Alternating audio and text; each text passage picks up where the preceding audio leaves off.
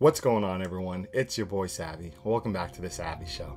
In today's episode, it looks like we got another spicy SCP served up for us today, and I'm excited to dive deep and see how cool this one is. What we got today is SCP-423, a self-inserting character.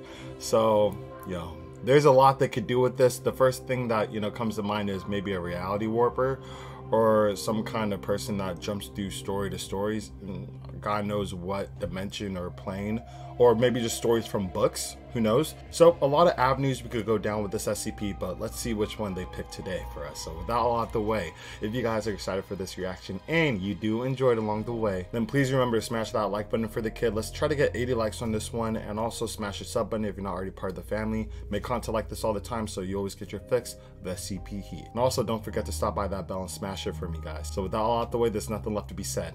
Let's get this show started. Alright, SCP-423, self-inserting character. Let's roll. Agent Curran was your typical SCP Foundation field worker. While sometimes she spent her days infiltrating the hideouts of dangerous groups of interest such as the Chaos Insurgency or the Serpent's Hand, or protecting a small town from a monstrous anomaly set on devouring each and every inhabitant, the vast majority of her work was routine. And with that mundane workload came boredom. Filing papers, filling out reports, and running to get her supervisor's coffee was just as much a part of her job as keeping the anomaly secured, contained, and protected from the outside world. As a result, Agent Curran had a lot of time on her hands, and one way she enjoyed filling it was with a good book. She loved to read, sometimes even more than she loved her real job. Sometimes she thought about taking a position observing the Wanderer's Library. Ooh, that'd be cool. Where she could have a multiversal bibliography to pore over and more free time than she'd know what to do with. It makes sense if you had to face dangers as frequently as an agent of the SCP Foundation does, which is usually on a weekly basis. Oh my god. And you'd want an escape from real life too. For Agent Curran, that's what reading was. And she liked being able to say she actually read all those literary classics that people pretend to have read to sound smart. One aspect of Agent Curran's job was inspecting areas around the location she was stationed at for potential anomalous activity. This included keeping up with local news, checking secondhand stores for anomalous objects that might have unknowingly gone up for sale, or simply hanging around town and waiting for something interesting to happen.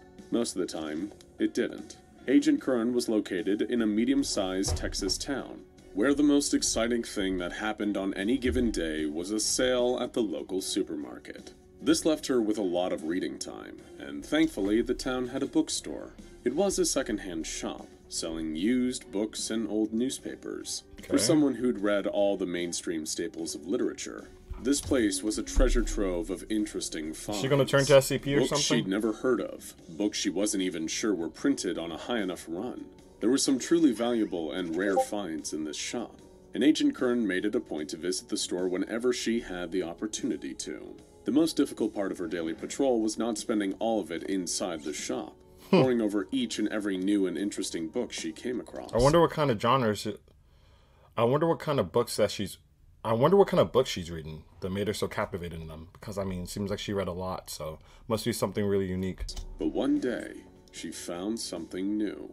Something that intertwined her love of literature with her career focus in containing the supernatural. Ooh. She stumbled upon SCP-423. Let's go. While walking down the aisle of stuffed bookshelves, she found a copy of Mark Twain's Tom Sawyer sitting on the floor, piled atop a stack of books, and almost inviting her to pick it up. Tom Sawyer was one of the first books she read on her own as a kid, and Agent Curran had a fondness for the novel ever since. Okay, so I'm pretty sure this SCP turns into the book that you most fond of, or your favorite book that you ever read, which will make you pick it up and, starts activating the SCP probably. She picked the book up and thumbed through a few pages out of habit, not expecting to see anything she hadn't. And at first, she didn't. But one single sentence caught her eye, in which Tom was described as talking to another child by the name of Fred. Now, Agent Curran was a well-read bibliophile, and she knew Twain's masterpiece like the back of her hand. There was certainly no Fred in Tom Sawyer. Intrigued, she read on. The following pages depicted an extended conversation between Tom Sawyer and this mysterious Fred regarding the types of snakes that live in the woods that surround the quiet town of St. Petersburg, Missouri. Agent Curran was taken back completely. Was this a part of the book she had forgotten about? Sensing a potential oddity, she decided to purchase the book and compare it to the various copies in her expansive personal collection. While she didn't find any new books to read on her trip to the store that day, she did find something to occupy her mind. And for Agent Curran, that was enough to make the quiet days pass. When she returned back to the Foundation facility she was stationed at, located in Sector 28, Agent Curran immediately began cross-referencing the copy of Tom Sawyer with other copies that were available to her. She rented out as many as she could from the public libraries in the area, and even used the Foundation's printed works archive. She found as many printings as possible, even multiple of the same printing that the copy she had bought from the bookstore was supposedly from. But when she began her research, she found that every copy of Tom Sawyer was missing the conversation about snakes. There was no characters by the name of Fred in any of the printing of the books. Wow, and no talks about the snakes at all. So I'm assuming everything that evolves Fred or anything that Fred, affects from the story, that is not in the original as well too. She read the entirety of the copy that she purchased from the store, and on top of the strange conversation, she also found several other mentions of this Fred character, who was apparently a boy that Tom Sawyer went to school with. Fred was an incredibly minor character, but still interacted with the other protagonists on occasion, and was even mentioned a few times by Tom and his other friend Huck while he wasn't present. For someone with as little of a role as Fred, the characters sure seemed to pay him a lot of attention.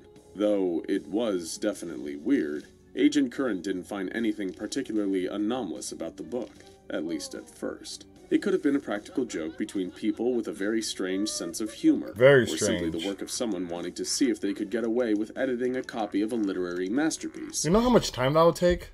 Rewriting the whole book just to add a character in it. Like, yo, what you got going on in your life to have that much time to do that? Come on. And selling it in hopes that some poor sucker would discover it and set off a craze about a misprinting. Whatever the answer was, it was decidedly ordinary. That's like something a Karen would do. I'm sorry. Like, I'm just thinking about it. Like, I think a Karen would go to that lengths to do that. Just got like a bad review and stuff. Didn't like the ending. Who knows? And that didn't sit well with Agent Curran. She wanted answers, but she knew deep down that getting them was going to be a tall order. But during her research, she discovered something that would earn the object an SCP classification. Let's see. One day, while sitting at her computer terminal and pretending to Moby work, Dick. she was reading a copy of Herman Melville's Moby Dick. Less than a meter away sat the strange copy of Tom Sawyer she had bought at the bookstore a week earlier.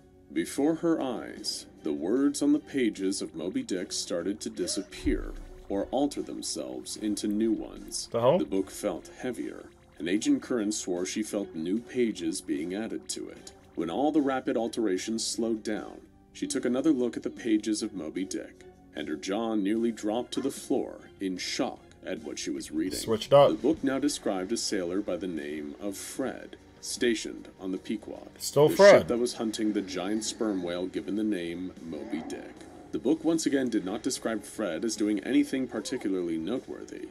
He was in the background of the story, said some dialogue to Captain Ahab about the ship's upkeep, and was mostly regulated to standing around and watching, even during the scenes that described whaling. Okay. By now, Agent Curran was positive the book wasn't just a strange misprint. It was an anomalous object, just as she originally suspected. Okay, so I guess the original book, The Mark Twain, affects other books that's around the same radius or vicinity. Or maybe the person that first picked up the book is affected no matter where she's at, because she has that tie with the SCP.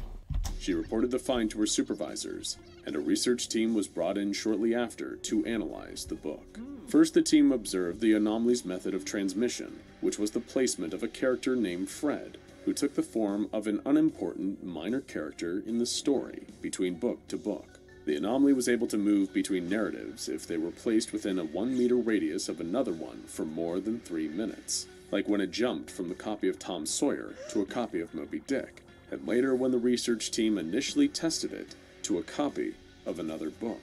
Once the anomalous effects were established, the anomaly was given the designation of SCP-423, nicknamed the Self-Inserting Character. Okay. SCP-423, as we just described, does not have a physical form.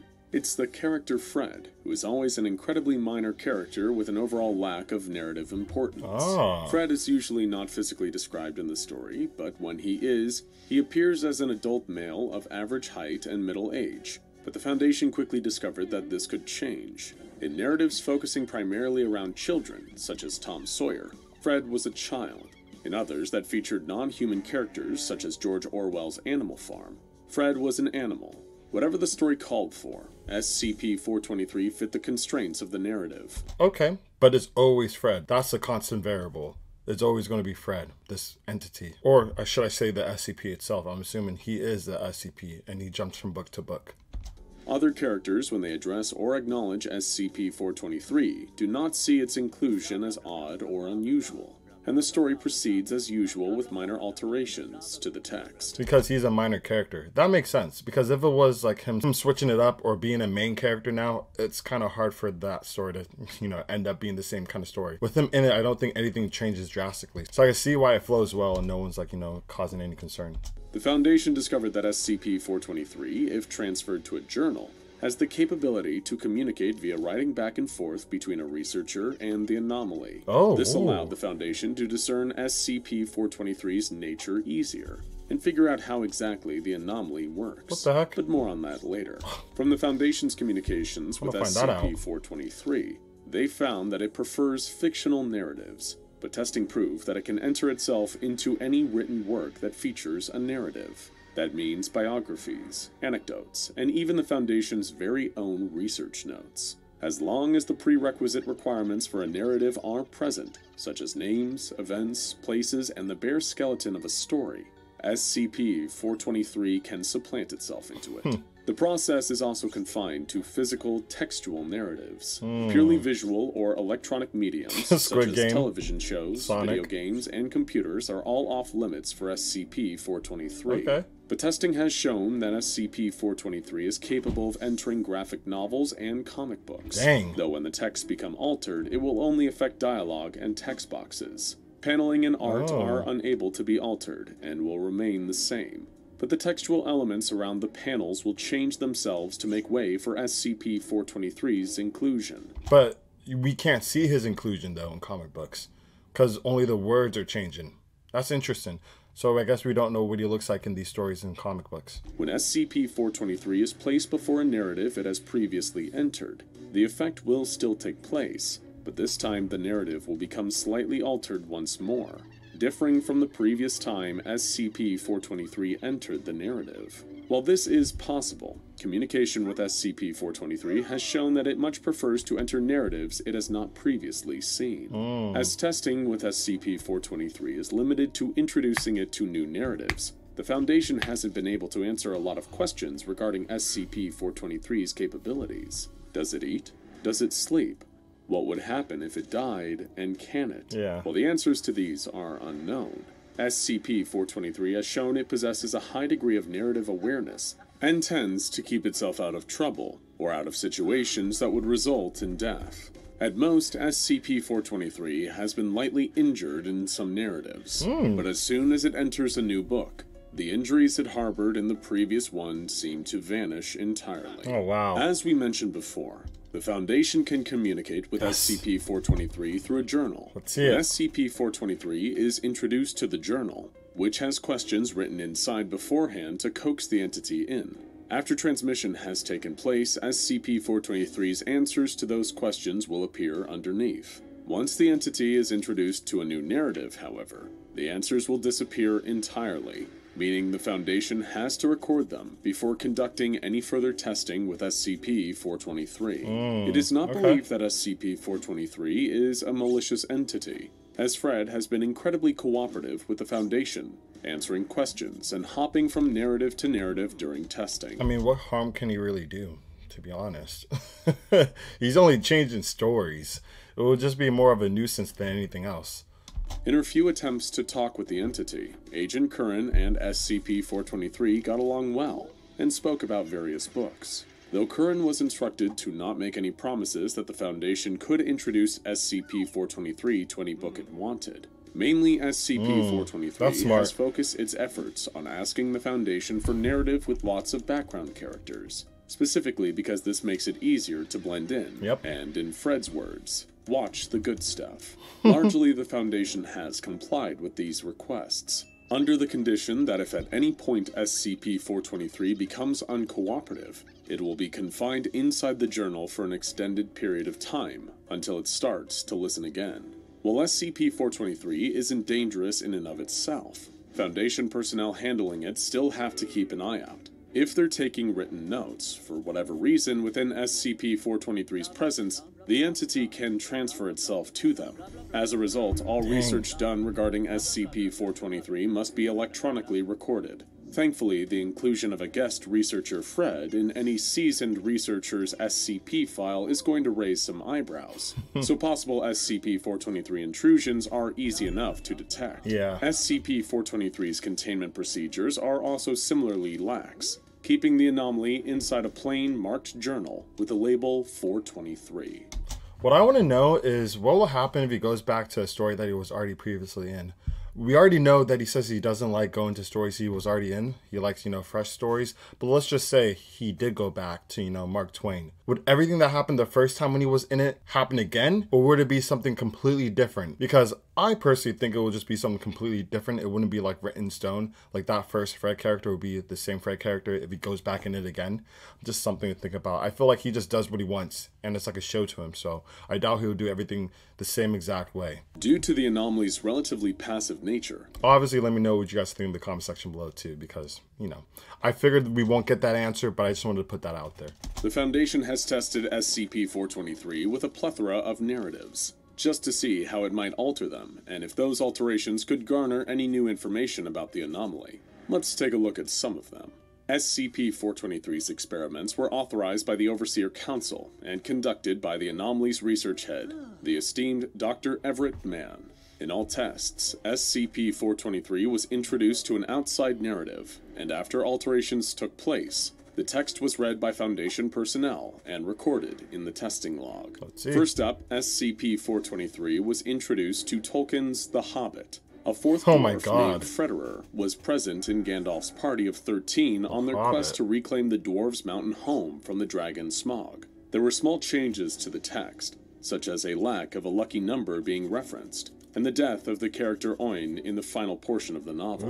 Frederer survives the journey. Dr. Mann had this to say about the test. SCP-423's role is larger in this work, allowing a better look at its effects. The dialogue written for the character is similar to that written for the other dwarves. Other differences in text match Tolkien's writing style as used in the rest of the book. Another test introduced SCP-423 to J.K. Rowling's Harry Potter and the Half-Blood Prince, but to little effect. A wizard named Fred appears, but very few changes in the actual story were noted, save for a scene in which SCP-423 is confused for an existing character in the series, Fred Weasley.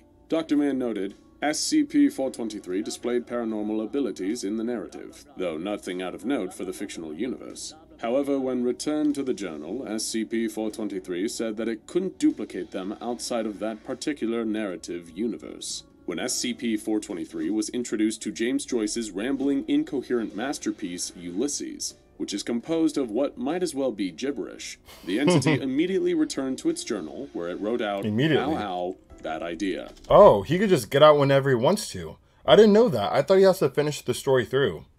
For some reason. I guess he could just jump out and choose wherever he wants to go. Dr. Mann noted, SCP-423 dislikes the book and considers it a potential punishment if he misbehaves. Oh my god. In the next text, SCP-423 was introduced to a lyric sheet for the classical piece Battle Hymn of the Republic, written by Julia Ward Howe. If you don't know it, look it up after this video, because you've definitely heard it before. Once inside, SCP-423 altered the lyrics. I have seen him in the watchfires of 100 circling camps, and I can read his righteous sentence by the dim and flaring lamps, were changed to, Fred has seen him in the watchfires of 100 circling camps, and Fred can read his righteous sentence by the dim and flaring lamps. Upon return, SCP-423 stated that it found the experience interesting, but ultimately did not want to do it again. When introduced to the nursery rhyme, Mary Had a Little Lamb, it became Freddie Had a Little Lamb. A book of 365 haiku were altered to include lines such as, Fred watched silently, or Fred is also here, and Only Fred Remains. A phone book He's breaking the third wall.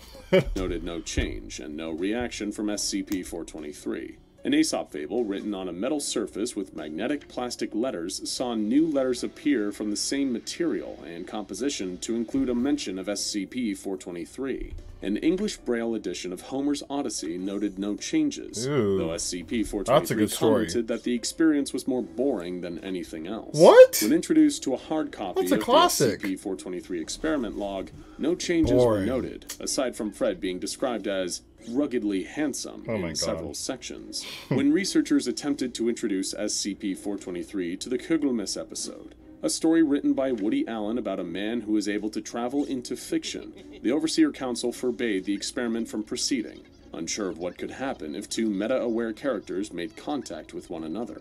In another SCP-423 experiment, the Foundation gave Fred his very own story. Foundation researcher Torres wrote a small novella, Oh, wow. appropriately titled Fred's Story, specifically to test SCP-423's capabilities see. as acting as a main character. Would he be the Fred, Fred's though? story was set in a fantasy kingdom, inhabited entirely by beautiful women. When the kingdom is attacked, the queen performs a ritual to summon a hero from another dimension to save them. The hero is never given a name, but it is mentioned that he is male and can transfer himself to different works of fiction. Okay. While SCP-423 was flattered that he had a narrative all to himself, he didn't change much in the story. The hero was still unnamed, and the text was largely unaltered, save for a single sentence mentioning the queen's handmaiden, Frederica. After returning to the journal, Wow, okay. So there's still some instance of Fred, even though he's supposed to be the main character. But with this example, he's not really the main character. It's unnamed. I want to know if that same scenario happened and they named him Fred, like the main character is Fred. Would there be a second Fred in that story? I'm like, yo, I wish we got an answer to that. SCP-423 had this to say: I appreciate the offer, but I just can't. I never deserve to be in the spotlight. Now go check out SCP-10... That was an interesting one. I don't know really how to feel about it. It's obviously not dangerous. I was expecting like something, like, you know, with these ones where like it seems like pretty harmless, but like if one thing goes bad, like something crazy could happen. With this one, it just seems like, you know, nothing bad will happen really. Just like, you know, the story will be switched up. But besides that, it was interesting. I never covered anything similar to this one. So if you guys did enjoy this reaction, let me know by smashing that like button, and let me know in the comment section below what you guys thought about it and how it panned out. And also hit that bell so you don't miss an upload. So with that all out the way, unfortunately, that concludes today's episode. However, I'll catch you guys on the next one.